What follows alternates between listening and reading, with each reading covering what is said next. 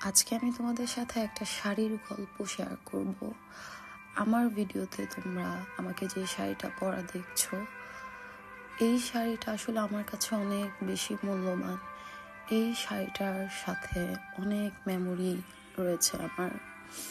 তো এই শাড়িটা হচ্ছে আমার বড় বোনের হাতে করা। মানে আমার যেই বোন আমাদের মাঝে নাই, আমরা 3 বোন ছিলাম।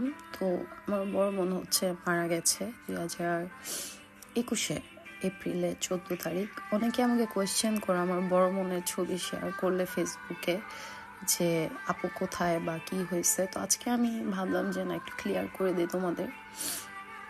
তো আমার বোন হচ্ছে মারা গেছে 2021 সালে 14 এপ্রিল।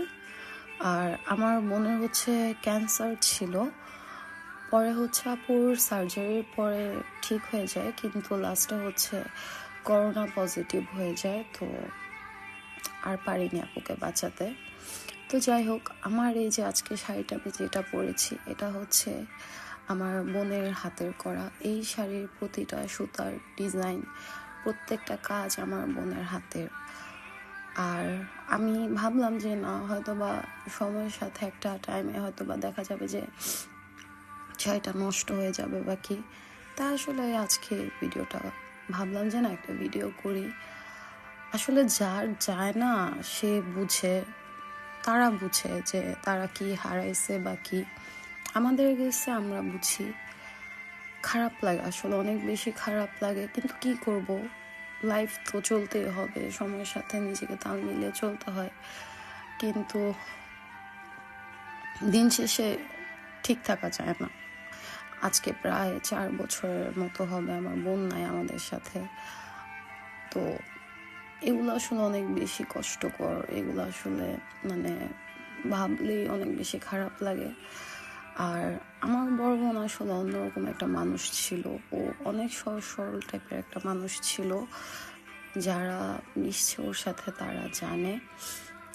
তো সবাই দোয়া করবা আমার বোনের জন্য। আমার বোন যেখানেই আছে ভালো যেন থাকে, আমার বোনের জন্য সবাই দোয়া করবা।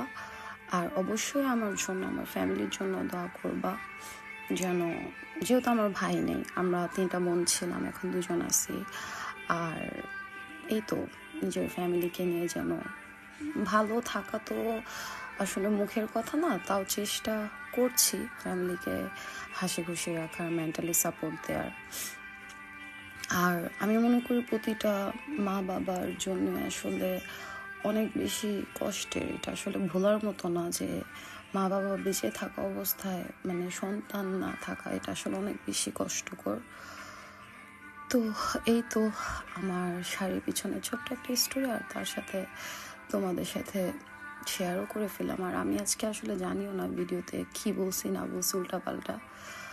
তো যাই হোক, এই শাড়িটা আমার কাছে অনেক বেশি মূল্যবান, কারণ এই শাড়িটা আমি যখনই দেখি বা মনে করি, আমার মনে হয় আমার বোন আমার সাথে আছে।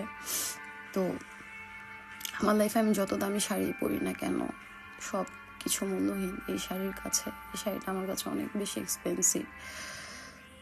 এই তো, সবাই ভালো থাকো। আল্লাহ হাফিজ।